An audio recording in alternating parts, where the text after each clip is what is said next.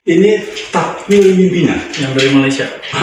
Jadi kalau dalil-dalilnya kita nyusun supaya ada landasannya. Oke. Nah, mimpinya itu dari mana sini? Takwilnya.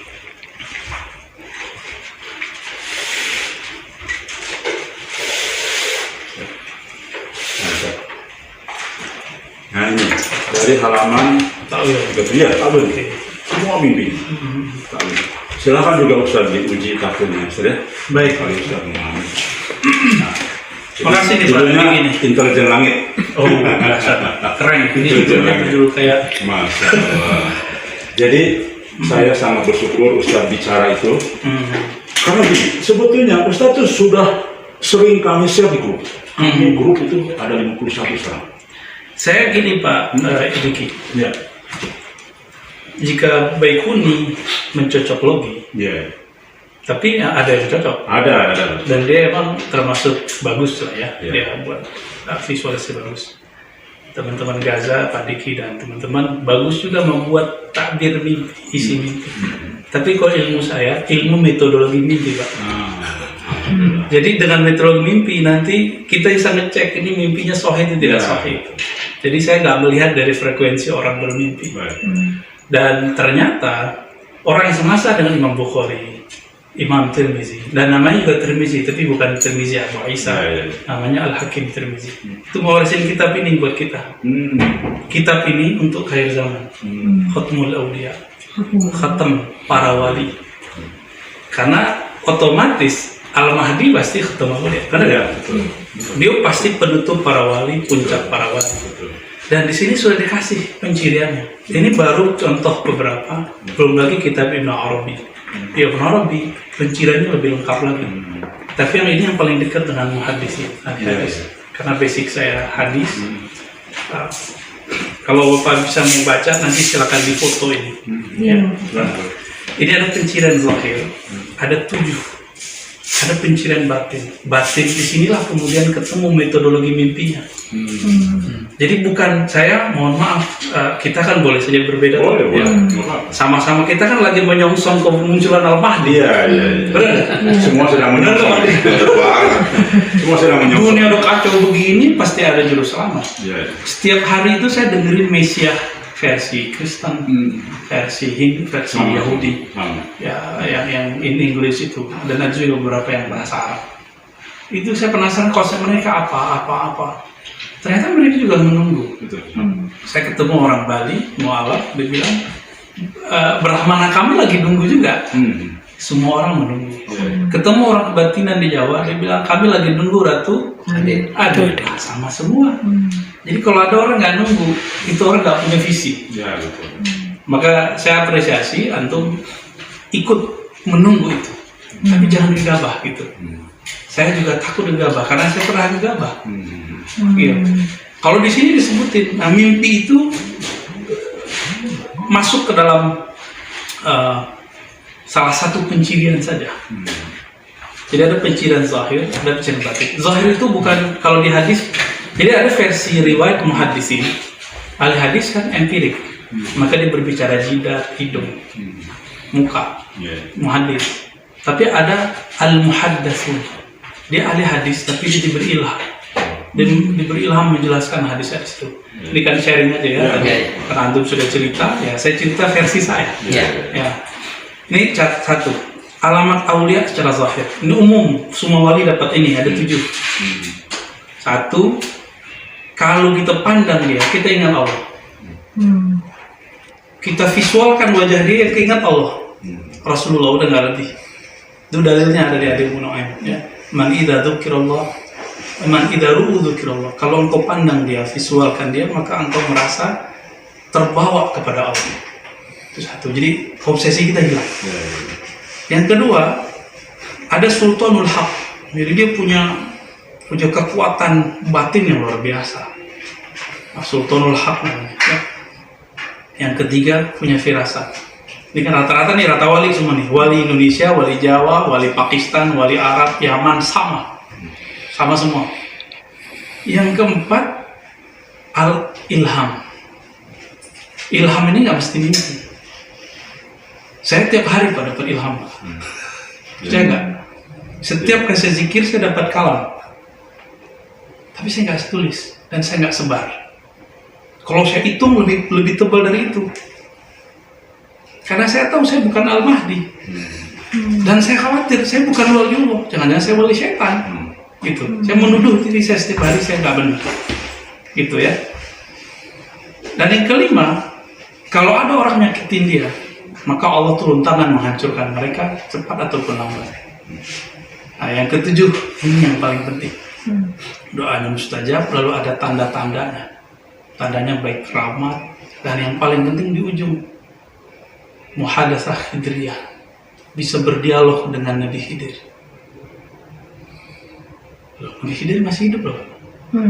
Ya, banyak keyakinannya. Ya. Ya. Kalau Muhammad Al-Qasim seorang yang kasyaf pasti ketemu. Pasti ketemu. Saya memang bebas komunikasi dengan beliau. Saya memang mungkin mudah-mudahan satu-satunya barangkali di Indonesia yang diberikan nomor WhatsApp beliau, yang nomor private. Oke. Kalau nomor satu lagi di grup juga ada. Sesekali menyapa. Saya biasanya komunikasi, ini teman-teman sudah kangen pengen komunikasi, dia baru buka nomor satu lagi. Nah memang saya merasakan itu, teman-teman juga merasakan. Ada dialog gitu ya? Bukan, dengan Haider belum, saya belum tanya itu. Oke. Langsung juga ada nih kalau percaya Nabi Khidir. Kan repot tak? Nggak satu frekuensi kita jadinya. Iya. Karena jangankan kita, Nabi Musa aja berguru sama Nabi Khidir. Kan dia sudah minum ma'ul hayat, pasti hidupnya panjang. Kapan dia meninggal kalau dia pengen mati? Itu Nabi Khidir. Itu baru zahir Pak, semua wali ngalamin ini. Jadi kalau Pak Diki wali nih ngalamin ini. Serius ini saya ngomong serius Pak. Iya. Saya jauh lah dari saya tentaranya aja. Nah, maka wali yang begini tahu siapa Khatmul Auliya. Gitu. Yang ngalamin ini dia akan kenal siapa pemimpin dia. Jadi pemimpin ini kan ada pemimpin yang khatam, ada yang panglima. Jadi pemimpin itu belum tentu jadi khatamnya. Jadi pemimpin penghulunya, bisa jadi dia panglimanya. Ya kalau kita bagiannya prajurit ya kita terima aja tuh. Kalau dapat komandan. Itu baru yang 7 Pak. Ini belum horor, yang lebih horor yang 4. Ini metodologi ilmu yang dimiliki oleh beliau. Ada 4. Ini yang saya sudah share di YouTube juga, di Ribat, ya. Termasuk di Kafiruni, kawan-kawan kita. Kan teman-teman ini kawan-kawan penunggu Al-Mahdi semua ya. Bang Dik masuk gak Bang Dik? Ada coba Pak. Ini agak berat pembahasannya. Coba sampaikan. Ada 4. Pencirian, jadi jeroannya Khatmul Auliya. Kalau di akhir zaman dialah Al-Mahdi. Kalau di zaman Syekh Abdul Qadir beliaulah orangnya. Di zaman Ibn Arabi dia orangnya. Di zaman Abu Yazid dia orangnya. Di zaman Sayyidina Ali dia orangnya. Di zaman Nabi Muhammad ya dia orangnya. Nabi Muhammad orangnya. Yang pertama ilmu Bad'i. Bad'i itu bahasa Arab pakai hamzah. Itu ilmu asal usul alam semesta. Nasab alam. Dulu Pak Dik nih sebelum kesini ruhnya namanya siapa tahu deh. Dulu kita pernah ngumpul di mana dia ngerti Pak. Itu Bad'i. Ingat gak hadis Nabi nyandar ke pohon, nyandar ke kayu, terus ketika dibuatin mimbar, kayunya nangis. Iya. Nabi ngobrol sama dia. Berarti di situ ada ruh Pak. Dan Nabi tahu ruh siapa yang di dalamnya. Maka Nabi tanya, kamu pilih bersamaku sekarang di sini atau masuk surga? Kalau kita ditanya gitu jawabnya apa? Masuk surga. Wah, kalah. Kalau bersama Nabi, Pasti. ke surga paling tinggi aja kita ikut. Tapi kalau ke surga belum sama Nabi. Karena ruh yang ada di pohon, di tumbuhan itu tidak ada akalnya. Dia nggak tahu mana yang benar, mana yang lebih benar. Maka dia jawab apa? Saya ingin masuk surga, wahai Rasul.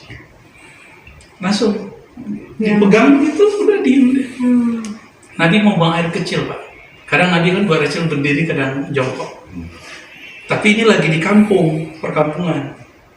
Biasa, Madinah kan walaupun banyak kebun, banyak padang pasir. Maka Nabi lihat gak ada tempat yang bisa bersembunyi.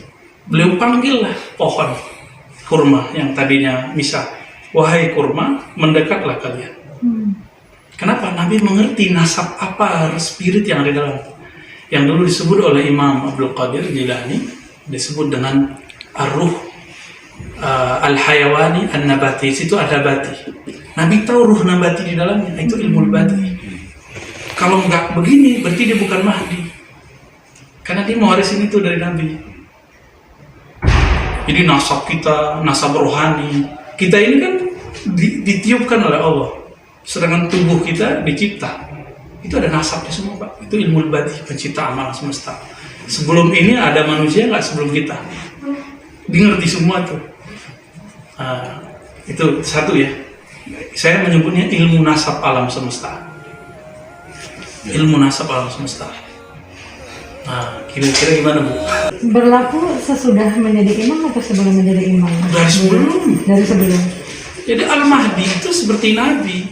Diangkat itu sudah sebelum lahir. Dan Nabi kan ditanya sama Abu Darda, mata tadri bi annaka nabi. Hadis dari ini kan hadis sahih. Kawannya ini, sekawan nama ini dia. Kapan kau tahu kalau engkau nabi? Apa jawaban Nabi Muhammad? Waktu aku kecil, lu ngerti. Udah ngerti. Betul, sepakat itu. Makanya pendapat Ustadz itu sepakat semua. Tapi yang ilmu bati ada nggak? Insya Allah, karena begini. Enggak, pastiin Pak. Karena kita nggak boleh salah jadi imam. Imam kita siapa? Ya. Jadi saya nggak boleh perjuangan akhir zaman saya sia-sia. Sepakat. Bahwa pastiin kalau dia punya ilmu bati, bahwa dia punya ilmu nasab alam semesta. Apakah ini alam semesta bukan? Contoh nih, beliau dimimpikan oleh Rasulullah bahwa dialah keturunan. Kalau itu, Bukan. aku juga dapat mimpi begitu Pak.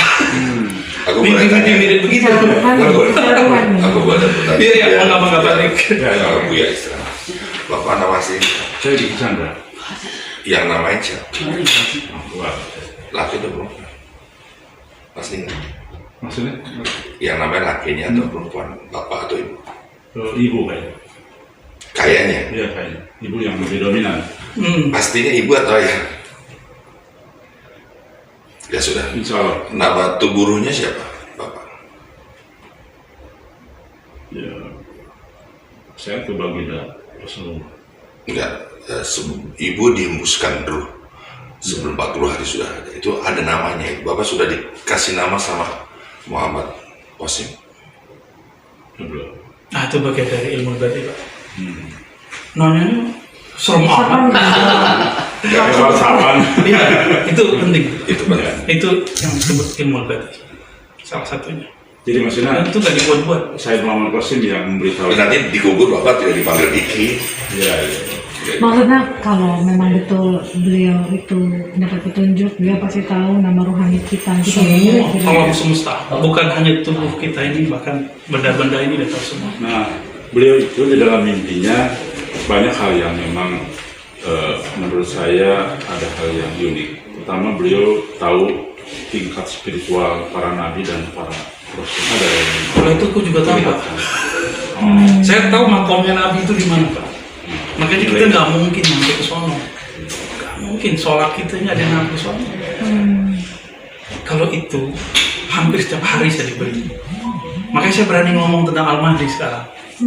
Karena setahun ini saya ngalamin hal itu. Makanya mohon maaf loh Pak Diki ya, saya senang antum ada pergerakan akhir zaman. Tapi tolong juga hati-hati. Siapa tahu yang kita anggap sekarang bukan dia. Atau yang kita tolak sekarang jangan-jangan dia gitu. Jangan-jangan aneh belum percaya nih, ternyata dia, ya kan? Gitu loh Pak. Ada yang kedua Pak, yang kedua ilmu misak. Apa arti misak? Perjanjian alam semesta atau syahadat alam semesta. Itu boleh masuk ke ilmu bahasa alam semesta, bahasa burung, zikirnya burung, bahasa hewan, bahasa tumbuhan, bahkan bahasa pasir. Nabi kenapa beliau ketika jalan di pegunungan Mekah itu bebatuan nanya Pak, Assalamualaikum ya Rasul. Gimana Bu? jalan terus ada pohon ngucapin salam. Dia doang yang berani, karena pernah ngomong sama pohon. Itu sebelum usia 40 atau sebelum pun demikian? Jadi itu tandanya udah dikasih. Kalau mimpi semua dikasih. Jangan-jangan Muhammad Al-Qasim derajatnya ke wali aja. Tapi gimana dengan perintah Allah? Kamu ini adalah satu tanda kiamat. Satu, kamu akan membangun Islam seperti Islam yang di zaman Rasulullah. Kamu akan memimpin umat. Kamu akan dari Madinah akan dihijrahkan sama Allah ke Mekah dan bersyukur di situ. Oke, ini ada metodologi mimpi, Pak. Makanya saya punya metodologi mimpi. Ya. Mengetahui secara sistem mimpi ini sahih atau tidak sahih. Ya. Makanya Hanya satu mimpi yang tidak salah. Mimpi lewat Nabi Muhammad. Jadi kalau Nabi Muhammad ngomong, Qasim, kamu nanti akan memimpin alam semesta. Itu baru sahih. ya. Kalau Nabi Muhammad, kalau Allah enggak. Jadi kalau Allah yang berbicara, itu belum tentu Allah. Karena syaitan iblis pernah minta jubahnya Allah. Itu di kitab Ar-Ruh Ibnu Qayyim. Ada. Satu jilid doang, silakan dibaca terjemahannya. Kalau perintah Rasulullah datang ke Madinah menemui Rasulullah, lalu kamu bersyukurlah kepada Allah di Makkah, itu Rasulullah dalam mimpi. Tapi yang angkat kan bukan Rasul, yang ngasih kabar. Nanti dikasih tahu, Pak, nama kamu siapa batinnya. Jadi Al-Mahdi itu, coba perhatikan hadis Abu Daud. Ini saya belum selesai, masih ada dua lagi. Iwati usmuhum ismi. Isimnya berkesesuaian dengan isim. Itu namanya watok. Watok itu kalau bahasa fikih, apa bahasa fikih watok? Anak santri. Domu, kawin, nyatu. Isim bahasa Arab itu ada dua makna, Pak. Ini harus diketahui nih. Ada al-alam, al-wasm, ada al-sumum. Sumum. Al-alam itu tanda. Maka tanda-tandanya dari kecil sebelum lahir, ya. Terus as-sumum, ketinggian derajat. Termasuk makomnya. Itu sudah ada juga dalam Itu di kalam itu, di hadis tuh. Bukan pakai mimpi loh, Pak, ini pakai sadar. Karena yang nomor 7, pencirian nomor 7 itu sadar. Kita lagi begini nih, ketemu Nabi Khidir, bisa nggak? Kita lagi begini, ketemu Nabi Muhammad, bisa nggak? Dalam standar orang Thariqah, yang diangkat jadi mursyid kamil, mursyid yang sempurna bisa mengemban tugas nubuat yang diwariskan itu, kan ulama pewaris para nabi. Ada tugas nubuat. Itu bisa dialog nubuat dalam sadar. Kenapa dia bisa sadar? Karena bisa mengalami ketenangan jiwa, bukan hanya dengan zikir, tapi dengan ma'rifatullah dan musyahadah. Dari sadar begini dia bisa menembus alam yang tidak bisa ditembus oleh orang sadar.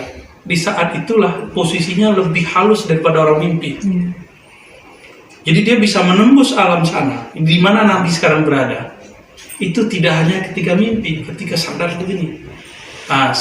Dia kasih ijazah guru saya ketika dapat begitu.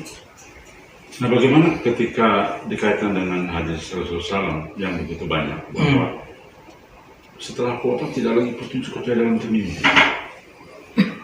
Gak ada hadis begitu, Pak. Ada hadis yang lain. Lafaznya gak begitu. Lafaznya gak begitu. Nabi cuma ngomong ar-ru'ya juz'un minan nubuwah. Mimpi itu bagian dari nubuat. Nubuat ada 46. Itu an-nabi dengan al-mahdi plok sama 46. Baik, kalau gitu ada beberapa hadis yang kita kutip di sini. Ya, terjemahannya paling bermasalah. Tidak ada petunjuk setelahku kecuali, itu kan hadis Muslim. La tabqa minal mubasyarat. Nih saya terjemahin pelan-pelan ya. La tabqa minal mubasyarat illa ru'ya as-salihah. Tidak tersisa la tabqa minal mubasyarat. Mubasyarat itu kabar-kabar gembira. Kabar gembira bukan ilmu badi, bukan ilmu misal. Ada 2 ilmu lagi, Pak, maqadir, takdir. Itu ilmu huruf. Kecuali lewat ru'ya as-salihah. Ru'ya kalau versi ahli hadis itu mimpi. Tapi kalau versi ahli tasawuf itu nggak hanya mimpi, lagi sadar juga bisa. Namanya proses muhadatsah ruhiyah.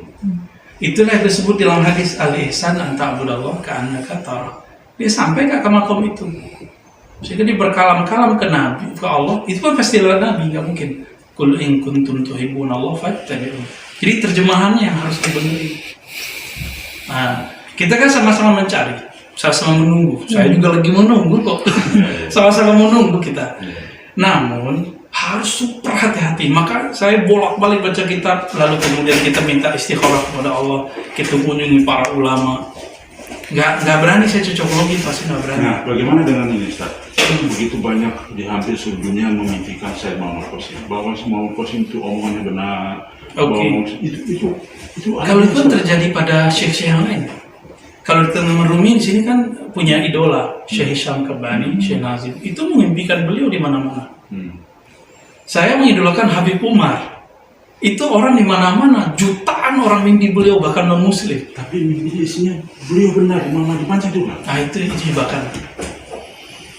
Itu jebakan. Ya. Jebakan. Yang tahu itu, Bapak ngerti aja kitab ini, Bapak akan hati-hati. Karena ini kitab ahli hadis. Beliau wafat tahun 320, lahirnya sekitar 204 Hijriah. Jadi semasa yang Bukhari, Muslim, Abu Tirmizi. Tapi di antara imam itu hanya beliau yang berani nulis kitab ini. Dan di zaman itu dituduh gila. Karena beliau nulis yang gak ditulis orang. Ini dikasih pencirian Mahdi, ilmu badi, ilmu mithaq. Ini lebih sadar nih Pak. Yang ketiga ilmu maqadir, ilmu takdir. Jadi saya ngeliat Pak Diki ini, saya udah tahu takdir Pak Diki di mana. Jadi dia punya koneksi kepada Lauh Mahfuz. Bukan lewat mimpi, lagi jaga begini. Nabi lagi ketemu 10 sahabat, apa kata Nabi? Abu Bakar fil jannah, Umar fil jannah, Utsman fil jannah. Dan Nabi ngelihat Pak belakangnya. Gitu. Lalu Nabi melihat nasab sebelum Abu Bakar. Abu Bakar itu chip di dalamnya siapa? Lau takhaztu qalilan la takhaztu Abu Bakar khalilan. Kalau aku ingin mengambil seorang khalil, Khalilullah kan Khalilur Rahman, khalilnya Nabi, maka aku akan mengangkat khalilku adalah Abu Bakar. Itu siapa? Chip pewarisnya Nabi Ibrahim. Jadi Nabi Muhammad tahu nasab rohaninya Abu Bakar. Ini berbeda dengan inkarnasi. Yang terakhir itu ilmu huruf. Ilmu huruf itu termasuk ilmu nama tadi. Ilmu huruf itu. Ilmu huruf, ilmu nama. Di alam semesta itu ada 4.000 huruf. Yang masuk ke hajaiyah cuma 28. Mau Habib Umar, mau Syekh Ali Jum'ah, mau wali di Jawa, mau wali di Madura, mau wali di Hawaii. Itu penting, yang penting. Itu satu. Ya. Tapi saya tidak mau terburu-buru karena ini pergerakan ini bedanya hitam putih aja Pak, nggak Dajjal Mahdi. Maka kita nggak boleh salah-salah. Nah, uniknya Ustaz, ajaran beliau itu sih. Jadi gini, pada saat ada mimpi beliau akan menjadi pemimpin spiritual Pakistan. Dan ketika beliau diperintahkan memberantas syirik, Pakistan akan mengalami keberkahan luar biasa. Dan contoh Islam pertama akan dibangun di Pakistan. Nah, syirik itu yang selalu. Makanya kami di grup itu emosi aja dilarang. Ini karena ini syirik kecil. Ada otak. Ya, karena memperlihatkan muka kan. Kecuali kalau jempol apa. Jadi saya mau pasien kalau bisa dihindari yang dalam untuk muka. Oh itu bukan masuk ke bab syirik Pak, itu bab fikih itu. Jadi Nabi kalau kita lihat di hadis Nasai itu cuma melarang surah tu'bad, gambar yang disembah, patung disembah, visualisasi yang disembah, itu yang dilarang. Tapi kalimat tu'bad ini di beberapa manuskrip teks ini dicetak sama orang-orang yang sono. Jadi gambar boleh nggak? Ya boleh. Boleh sebenarnya, nggak ada masalah. Dan Nabi mengatakan apa? Inna ma'akhafu alaikum asyirkal asghar. Yang aku takutkan cuma syirik kecil. Itu bukan gambar. Itu riya. Ada riya di hati. Ini terakhir nih Pak, karena saya mau ada zoom Pak ya. Ketika Nabi Muhammad SAW waktu remajanya, itu kan beliau sudah mengalami, udah masuk, nubuat itu udah masuk. Tadi sudah ada tandanya, beliau jalan itu ada awan. Ketika di perjalanan dengan Abu Thalib, Bukhairah sudah memegang pencirian, mirip kayak saya gini sekarang. Sudah memegang pencirian siapa yang disebut dengan Muhammad Rasulullah. Ciri-ciri lengkap sama dia. Jadi bukan lewat mimpi, penciriannya lengkap sama dia. Maka dia lihat, ini kayaknya ada sesuatu yang aneh ada di kafilah ini. Dikumpulkanlah dia jamu, karena dia seorang pendeta, dia punya akses kepada orang-orang kaya. Dijamu lah, tapi dia nanya, kayaknya ada satu orang yang belum kamu bawa ke sini. Firasat dia tajam, karena dia punya kisi-kisi imam akhir zaman bernama Rasulullah itu. Lalu Abu Thalib bilang, oh iya ada, tahu kan kisah itu? Ada satu anak kecil, tapi kami nggak nganggap dia. Ditemuilah, tapi kan orang nggak tahu kisah pertemuannya gimana. Itu panjang Pak ceritanya. Cerita tauhid apa ada di situ. Tapi di-keep lah oleh ahli sejarah. Cuma beberapa ahli sejarah yang mendapatkan kisahnya. Intinya cuma satu. Dipanggil Abu Thalib oleh Abu Khairah. Apa kata Abu Khairah? Hai Abu Thalib, inna hadzal ghulam nabi. Berarti dia udah tahu. Ini nabi, bukan bakal calon nabi. Udah diketahui. Kalau engkau bawa dia pergi berdagang seperti ini dan diketahui penciriannya oleh Alkitab seperti saya yaqtuluhul Yahud, akan dibunuh Yahudi. Maksud saya ketangkap Pak. Kalau Muhammad kalau pasti Benar. kayak antum nih sama teman-teman mengatakan calon Al-Mahdi dibunuh Pak Mamosad. Tapi begini, di situ Rasulullah Allah mengatakan dijamin keselamatannya untuk mencapai takdirnya. Tidak ada kalimat peringatan Allah dalam mimpinya. Enggak, kira-kira Abu Thalib menyembunyiin Nabi Muhammad ya? Sampai sebelum ada dakwah ke Rasulullah terbuka, pasti disembunyiin. Nggak mungkin mau berikutnya, apalagi beliau sendiri. Saya yakin dia belum ngomong dirinya Al-Mahdi. Belum. Nih, saya Dia nggak yakin, mau. Dia Muhammad pasti tidak mau. Terus kenapa beberapa orang WA saya itu berani teman-teman antum itu lancang sekali itu. Ya. Maka aneh suka datang ngomong begini bahwa dia tidak ngomong dia Al-Mahdi. Ya, Paling-paling dia tidak mau. kalau boleh saya menyebutkan, beliau kalau lurus jalannya salah satu panglima besar Al-Mahdi kalau lurus jalannya. Ya, jangan tinggi-tinggi ekspektasi kita. Karena beberapa pertanyaannya itu nggak bisa jawab. Ini kitab saya jaminannya kitab ahli hadis, Quran, Sunnah, Ijma, Qiyas. Mungkin gini, Ustaz. Memang beliau ingin ketemu saya. Beliau memang belum buka semua. Beliau mengatakan ada beberapa hal yang belum saya buka. Nah, makanya kami ingin tabayun. Nah, rencananya saya dengan Mas Rinal, itulah yang akan membuka tadi semua sudah. Jadi apa yang Ustaz sampaikan, insya Allah 90%, 80% sudah kami setuju, kami alami. Bagaimana ketika seseorang kenal dengan saya Muhammad Qasim, bagaimana keyakinan ini, saya juga merasakan ketika saya berhadapan dengan beliau seperti saya berhadapan dengan Rasulullah. Jadi sifatnya itu mirip sekali. Nah, itu kami rasakan semua memang. Nah, tetapi bahwa tadi ada beberapa hal yang Ustaz sampaikan, mungkin masih belum buka. Barangkali saya berprasangka baik seperti Ini waktu udah pendek, masa belum dibuka? harus ketemu barangkali Ustaz. Enggak mesti. Kan kalau wali bisa ketemu kapan aja Pak. Karena beliau begini, memang ada mimpinya baru dibuka. 2 bulan lalu beliau mencari seseorang. Baru dibuka. Mimpinya pada tahun 2014 ya kalau tidak salah. Ya masih ya? Iya, 2014. Itu mencari seseorang yang posisinya ada di Malaysia di Indonesia. Gitu Ustaz. Oke. Nah ini lagi dicari makanya. Jangan-jangan itu yang Al-Mahdi. Bukan. Yang akan membantu menyelesaikan perkara-perkara dia. Nah jadi Al-Mahdi kan nggak butuh bantuan orang Pak. Seorang Muhammad Rasulullah itu nggak butuh bantuan orang. Ingat nih terakhir nih hadis nih. Ada hadis Imam Ahmad. Apa kata Nabi tentang marhalah khilafah? Kata kuncinya ada di kata terakhir. Setelah aku, kata Nabi, kan ada 4 marhalah.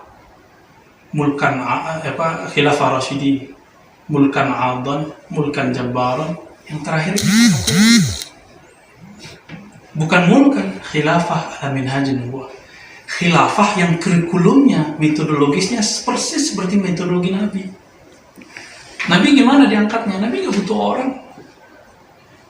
Nabi nggak butuh orang. Orang yang butuh Nabi. Jadi Nabi nggak akan butuh bantuan kita. Ya. Kalau seandainya Al-Mahdi ada nih, dia nggak butuh saya, Pak. Dia nggak butuh Badiki, dia nggak butuh Bapak, nggak butuh antum semua.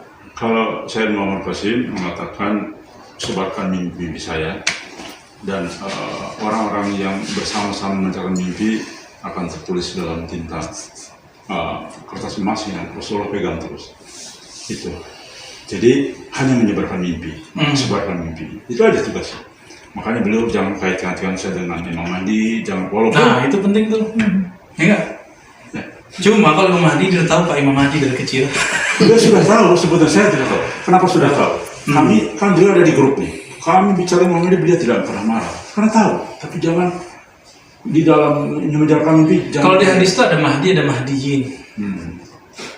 Ada Mahdi, ada Mahdiyin. Ada dua Pak. Jangan. Jadi saya nggak akan tinggi ekspektasi saya. Ada Mahdi, imam yang 7 pencirian zahir tadi, ada 4 pencirian batin. Ini nggak bisa direkayasa udah. Dari sononya chipnya seorang Rasulullah turun kepada Nabi, kepada Al-Mahdi seperti itu sama. Kalau enggak, berarti dia bukan Mahdi. Berarti mungkin dia Mahdi. Tapi antum kan ketawa dia bilang gitu kan. Artinya nggak sepakat gitu. Ya nggak apa-apa. Kita sama-sama yang nunggu Al-Mahdi aja. Sama-sama nunggu. Tapi ini karena urgen, nanti belah dua aja negeri ini Pak. Semua. Kalau nggak Dajjal, Mahdi. Ya.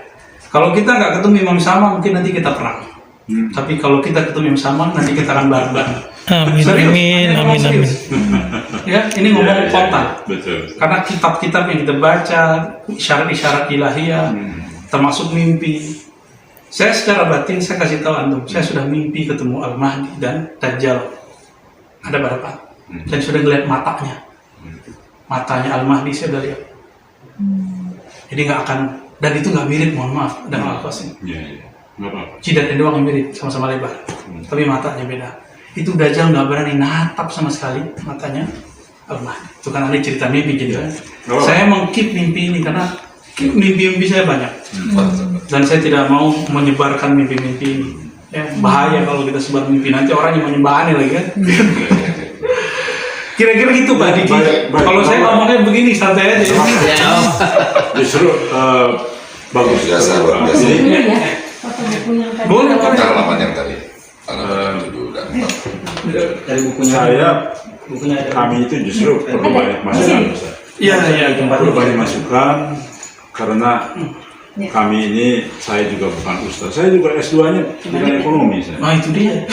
Jadi, tapi memang saya sempat membaca banyak lah juga ya. Itu aja saya sempat gemar membaca. Nah makanya Ustaz begini, mudah-mudahan kesimpulan Ustaz tadi setelah membaca realnya di sini, mudah-mudahan nanti ada sedikit coba pergeseran. Tolong nanti saya siap. Oke. Lagi Ustaz ya. Siap. Maaf sorry. Kalau di metodologi kewalian Pak, ada ketemu tanpa mimpi. Seperti Uwais Al-Qarni ketemu Nabi Muhammad tanpa mimpi. Itu ada ilmunya. Baru ini struktur kewalian gitu. Bayangkan nanti antum mau ketemu dengan Muhammad Al-Qasim. Nanti pesawat udah gak jalan. Ini udah mulai gak jalan loh. Ya, terasa. Semua udah gak jalan, handphone gak jalan. Terus ketemu di mana? Terus pohon-pohon ngomong, hei tentara Mahdi, ada musuh Allah di sini. Itu gimana cara paham bahasanya Pak? Itu kan nanti setelah jadi Imam Mahdi. Enggak, dari sekarang sudah dilatih, ada ilmunya. Maka saya sedang mempersiapkan ilmu itu juga dengan teman-teman saya. Makanya aktif ya di Iya, sekolah. jadi kita bisa dialog dengan air. Tuh, horor kan? Gini kan. Itu ilmu misal Pak. Nanti harus bisa begitu. Sekarang kan belum lagi tahapan. Beberapa nih udah hampir bisa dia. Ngomong pohon. Bisa ngomong main kecuali satu pohon terlarang itu. Yang sekarang sedang dirawat mereka. Itu ada ilmunya Pak. Itu ilmu walayah namanya, ilmu mithaq. Salah satu ilmu penciran para wali. Itu yang bisa gitu cuma bukan hanya Imam Mahdi. Al-Mahdiyin bisa semua.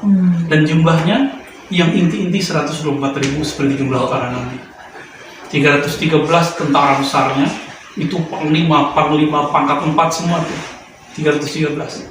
Lalu yang spesialnya ada 25. Spesialnya lagi ada 4 orang. Itu yang membersamai Al-Mahdi di akhir zaman. Ada, mohon maaf kalau ada hadis yang kaitan tadi.